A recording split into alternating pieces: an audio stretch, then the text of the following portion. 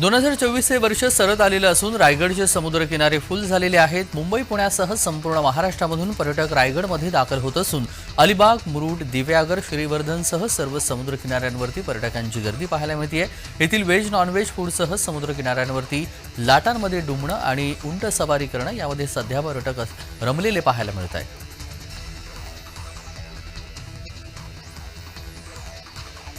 देवळा ते सटाणा या रस्त्याचं दुतर्फा काम संत गतीने चालू असल्यामुळे या रस्त्यामध्ये मोठ्या प्रमाणामध्ये खड्डे पडलेत। या पडलेल्या खड्ड्यामुळे बसला मोठ्या प्रमाणामध्ये हचके बसतायत। यामुळे सदर महिलेमध्ये प्रसूतिकाळ मोठ्या प्रमाणामध्ये जाणवू लागलेल्या होत्या। बस सटाणा येथे पोहोचण्याअगोदर महिला ही चालत्या बसमध्येच प्रसूत झाली। परिस्थितीचं गांभीर्य बघून बसची महिला वाहक PR राठोड यांनी चालकास बस एका बाजूला थांबवली आणि सटाणा पोलिसांच्या मदतीने त्या महिलेस आणि बाळास सटाणा ग्रामीण रुग्णालयामध्ये आणण्यात आलं। माता आणि बाळ दोन्हीही सुखरूप आहेत।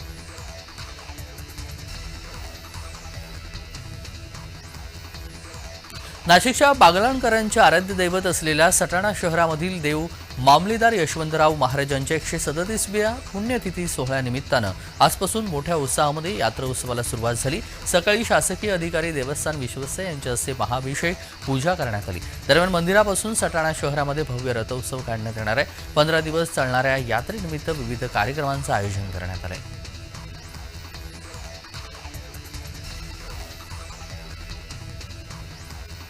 शिर्डी साईबाबांच्या देवस्थानमध्ये अनधिकृत पास विक्रीचा प्रकार हा समोर आलाय। प्रकाशन विभागातील कर्मचाऱ्यांनीच हे बनावट पास बनवलेले आहेत।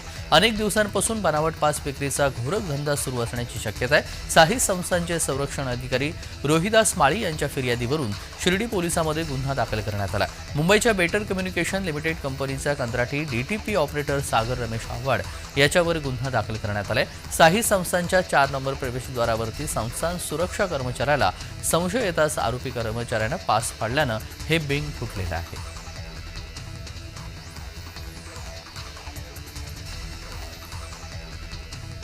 चेंबूरमधील संत बाळूमामा मंदिरामध्ये पुजारी सेवेकरी मनमानी करत असल्याचा आरोप करण्यात आलाय। या विरोधात महिलांनी उपोषण सुरू केलेले आहे। महिला आणि पुजारी सेवेकऱ्यांमध्ये वाद होऊन हाणामारी झाली आणि या प्रकरणी 4 जणांना पोलिसांनी ताब्यात घेतलं।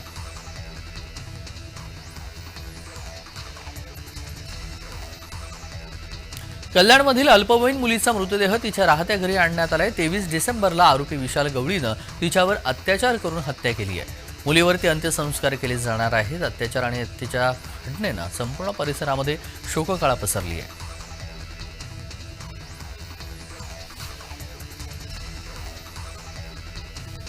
नाताळ आणि 31मुळे सध्या कोकणामध्ये पर्यटकांची गर्दी पाहायला मिळते। कोकणातले समुद्रकिनारे गडकिल्ले पाहण्यासाठी येणाऱ्या या खवय्या पर्यटकांना कोकणामध्ये मिळणाऱ्या पोपटीचं काही वेगळंच आकर्षण आहे। वाल, पावट्याच्या शेंगा, चिकन, अंडी, मातीच्या मडक्यामध्ये भांबरूण नावाच्या औषधी वनस्पतीसोबत मातीच्या मडक्यामध्ये शेकोटीच्या धागावरती ही पोपटी केली जाते। रायगडच्या ग्रामीण भागामध्ये ही प्रथा आहे। पर्यटकांची मात्र ही पसंतीस उतरलेली पोपटी पाहायला मिळते।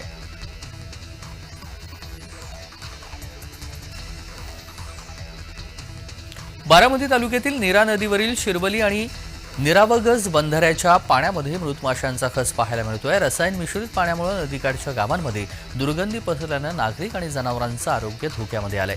शेतातील पिकं नष्ट होण्याच्या मार्गावरती आहेत। मात्र रसायन मिश्रित पाण्याकडे सरकार प्रशासनाचं अक्षम्य दुर्लक्ष असल्याची टीका नागरिकांनी केली।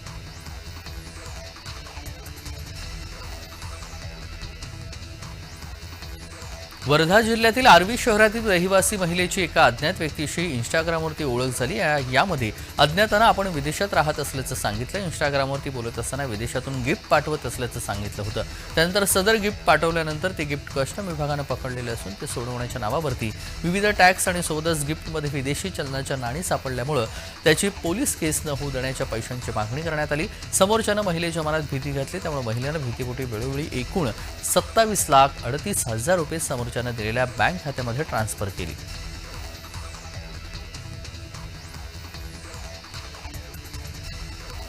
राजगुरुनगर शहरामध्ये 2 चिमुकल्या मुलींवरती अत्याचार करून खून केल्याची माहिती समोर येते। 9 वर्षाच्या मुलीवरती प्रथम अत्याचार केले आणि यानंतर दोन्ही चिमुकल्या मुलींची हत्या केल्याचं समोर आलंय। मुली राहत असलेल्या घरच्या वर राहत असलेल्या व्यक्तीने अत्याचार करून हत्या करण्यात आल्याचा संशय आहे। पुण्याच्या राजगुरुनगरमध्ये शेजारी राहणाऱ्या परप्रांतीय 54 वर्षीय नराधमानं चिमुकल्या मुलीवरती अत्याचार करून खून केल्याप्रकरणी आरोपीला अटक करण्यात आलेली आहे।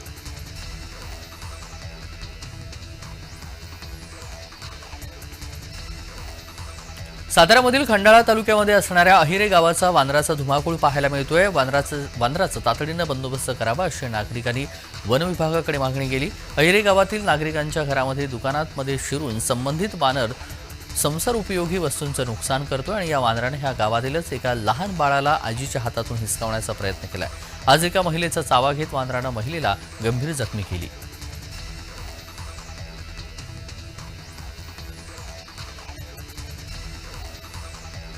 महाबळेश्वरपासून 8 किलोमीटर अंतरावरती असलेल्या देशातील पहिली मधाचं गाव मांगर गावामध्ये अमेरिकन फाऊल ब्रूड रोगाचा प्रादुर्भाव झाल्याने येथील मध उत्पादनावरती गंभीर परिणाम झालाय। यावर्षी 30 ते 40% घट होऊन उत्पादन कमी झाले। मांगरमधून दरवर्षी 15,000 किलो मध विविध बाजारपेठेमध्ये पाठवला जातो। गावातील 80% ग्रामस्थ 50 वर्षापासून मध उत्पादन करतात। 2022 मध्ये राज्य खादी आणि ग्रामोद्योग मंडळानं या गावाला देशातील पहिले मधाचं गाव म्हणून घोषित केलं।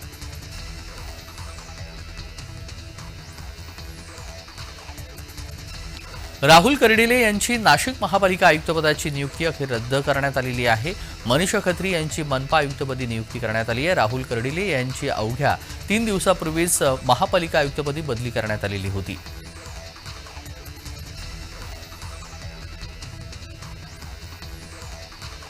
मकर संक्रांती ते महाशिवरात्री दरम्यान होऊ घातलेल्या प्रयागराज येथील महाकुंभ मेळाव्यामध्ये विश्व हिंदू परिषद विदर्भ प्रांत आणि दररोज अन्नछत्र सेवा चालवण्यात येणार आहे। विश्व हिंदू परिषद सेवा विभाग, धर्माचार्य संपर्क विभाग आणि मंदिर अर्चक पुरोहित आयाम विदर्भ प्रांत आणि सोबतच 13 जानेवारी ते 27 फेब्रुवारी दरम्यान महाकुंभामध्ये येणाऱ्या भाविक आणि साधू संतांना भोजन वितरित करण्यात येणार आहे।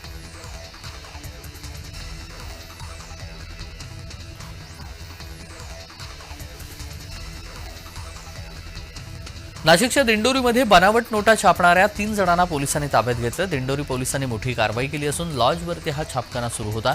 यावरती कारवाई करत पोलिसांनी प्रिंटर, कागद आणि मोबाईल जप्त केलाय।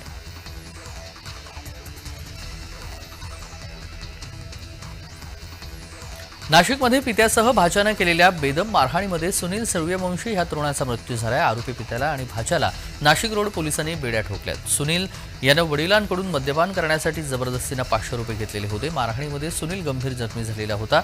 भाचा जखमी सुनीलला रुग्णालयाबाहेर सोडून पळून गेलाय।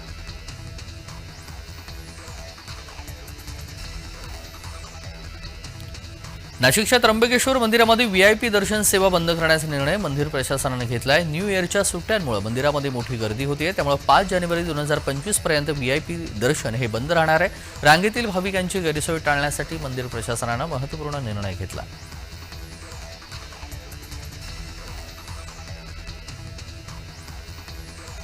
महाराष्ट्र आणि कर्नाटक राज्यातील लाखो भाविकांचं श्रद्धास्थान असलेल्या श्री यल्लम्मा देवीच्या यात्रेस उत्साहामध्ये सुरुवात झाली। आकाश पाळण्यासह विविध करमणुकीच्या साधनांसह हजारो व्यावसायिक या यात्रेमध्ये दाखल झाले आहेत।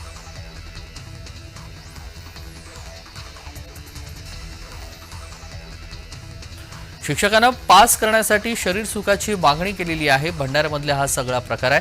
भंडारा शासकीय महिला वैद्यकीय नर्सिंग कॉलेजच्या मुलींना पास करून देण्यासाठी शिक्षकांना शरीर सुखाची मागणी केली।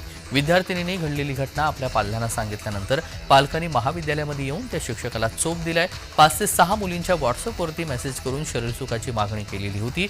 इतकेच नाही तर मुलींसोबत अश्लील वर्तन देखील करत असल्यानं पालकांनी महाविद्यालयामध्ये येत शिक्षकाला चांगला चोप दिलाय।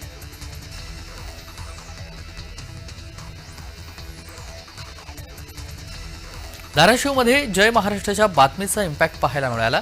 धाराशिव जिल्ह्यातील उमरगा शहरातील अतुंबळी पतंगे सभागृहासमोर जलकुंभ उभारण्याचं काम सुरू होतं, मात्र हे काम थांबवण्यासाठी नागरिकांमधून मागणी करण्यात येत होती। यावरती जय महाराष्ट्रानं बातमी प्रसारित केली आणि तात्काळ हे जलकुंभाचं काम थांबलेलं आहे।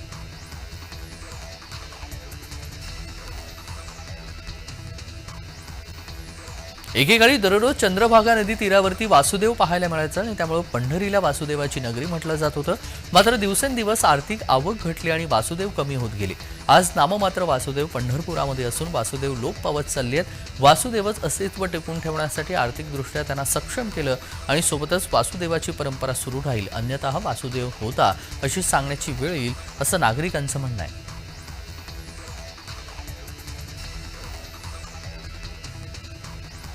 जळगाव जिल्ह्यामध्ये मोठ्या प्रमाणावरती केळी लागवड केली जाते आणि या केळी पिकासंदर्भात शेतकऱ्यांना नैसर्गिक आपत्तीमुळे नुकसानीला सामोरं जावं लागतंय। यासाठी हवामानावरती आधारित केळी पीक विमा काढला जातो। केळी पीक लागवडीनंतर पीक विमा काढला जातो आणि या संदर्भात कृषी आयुक्त पुणे यांच्या वतीनं चोपडा तालुक्यामध्ये केळी पीक पडताळण्यासाठी पथक दाखल करण्यात आलं होतं।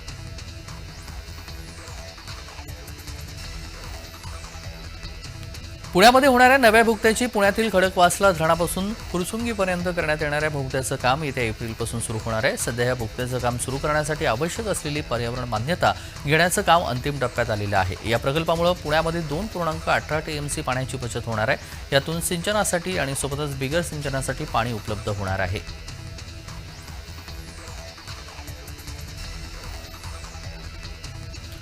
पतीसोबत झालेल्या भांडणानंतर माहेरी आलेल्या एका 29 वर्षीय विवाहित महिलेच्या तिच्या प्रियकरांना तीक्ष्ण हत्यारानं गळा चिरल्याची धक्कादायक घटना लातूर शहरामध्ये घडली आहे।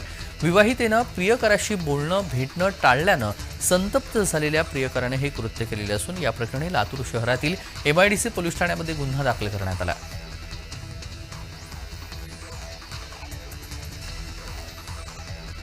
अहिल्यानगरच्या श्रीगोंदा पोलिसांनी अवैधरित्या गॅस सिलेंडर वाहतूक करणाऱ्या वाहनांवरती कारवाई केली आणि या वाहनामध्ये 170 भारत गॅस सिलेंडर मिळून आलेले असून पोलिसांनी एकूणच 26,63,000चा मुद्देमाल जप्त केलाय। संबंधित वाहन चालकाला पोलिसांनी ताब्यात घेतलंय। वाहन चालक वाहन चालवण्याचा परवाना देखील नव्हता आणि सोबतच गॅस सिलेंडर बाबत देखील कोणतेही कागदपत्रे नव्हते।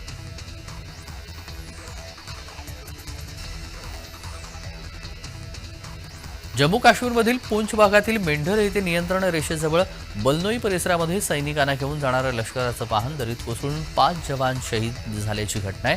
अपघातामध्ये शहीद झालेल्या 5 जवानांमध्ये 11 मराठा रेजिमेंटमध्ये देशसेवा करणारे सातारा जिल्ह्यातील कामेरी गावचे सुपुत्र शुभम समाधान घाडगे वय 28 यांचा समावेश आहे।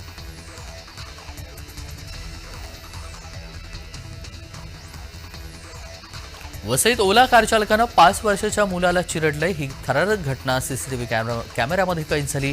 वसई पूर्वेच्या शिवभीम नगरमध्ये 5 वर्षाचा चिमुकला खाली बसून खेळत होता आणि तेव्हा कार चालकाला अंदाज न आल्यानं कार थेट त्यांच्या अंगावरून गेली आहे। या घटनेनंतर कार चालक फरार झालेला असून चिमुकला गंभीर जखमी झालाय।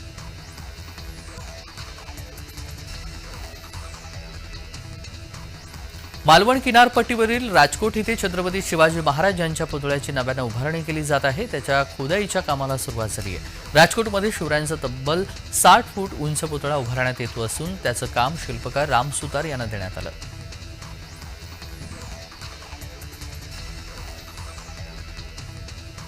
वाशिम जिल्ह्यातील आदर्श ग्राम वनोजा येथे शिक्षण महर्षी भाऊसाहेब पंजाबराव देशमुख यांच्या जयंतीनिमित्त शिवाजी विद्यालयाच्या वतीने भाऊसाहेबांची प्रतिमा पालखीमध्ये ठेवून सकाळी गावामध्ये प्रभात फेरी काढण्यात आली।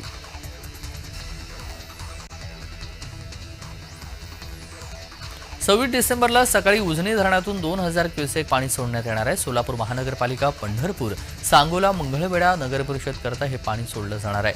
याच पार्श्वभूमीवरती भीमा नदीकाठच्या गावांना सतर्कतेचा इशारा देण्यात आलाय।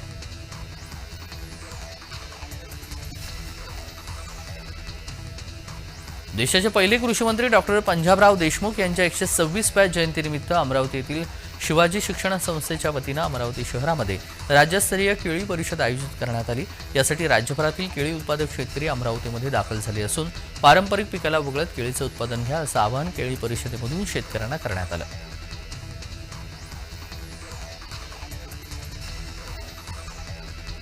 शेतामध्ये गुरे चारण्यावरून ठेलारी आणि चाडण यांच्यामध्ये शिरपूर तालुक्यातील कळमसरे येथे वाद झाला। या वादाचं रूपांतर तुफान हाणामारीमध्ये झालं आणि या मारहाणीमध्ये दोन्ही गटाचे 8 जण जखमी झाले।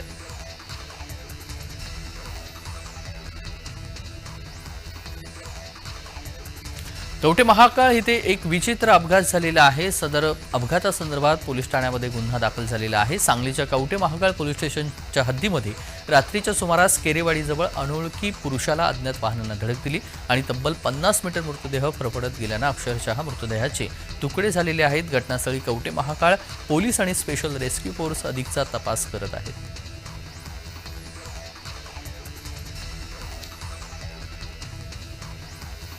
पिंपरी चिंचवडमधील डॉक्टर DY पाटील बी स्कूलचा 5वा दीक्षांत समारंभ सोहळा उत्साहामध्ये पार पडला। प्रसिद्ध अभिनेते शैलेश लोढा आणि भारत पेचे माजी संचालक अश्विनी गुरुवर यांच्या उपस्थितीमध्ये विद्यार्थ्यांना पदवी देण्यात आली।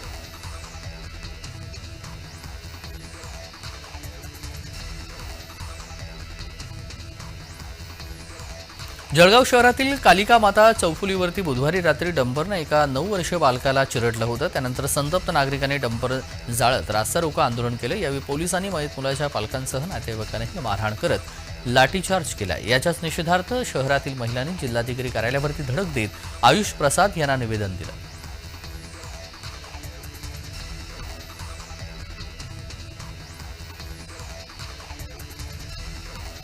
लातूरच्या चाकूर तालुक्यातील शिवणखेड येथील गणेश विद्यालयाच्या शाळकरी विद्यार्थ्यांच्या ट्रॅव्हल्सला सोलापूर जिल्ह्यातील मंगळवेढा नजीक अपघात झाल्याची घटना घडली. साई इच्छा नावाची MH24 AB 7281 क्रमांकाची ट्रॅव्हल्स शिवणखेड येथून कोल्हापूरला शैक्षणिक सहलीसाठी जात होती. आज पहाटे 3 ते 4 वाजण्याच्या सुमारास हा अपघात झाला.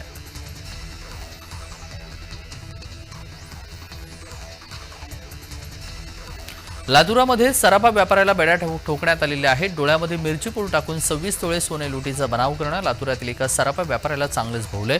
पोलिसांनी केलेल्या उलट तपासणीमध्ये या सराफा व्यापाऱ्याच्या बनावाचं बिंग फुटलंय. अमर अंबादास साळुंके याच्या विरोधात लातूर ग्रामीण पोलीस ठाण्यामध्ये गुन्हा दाखल करण्यात आला.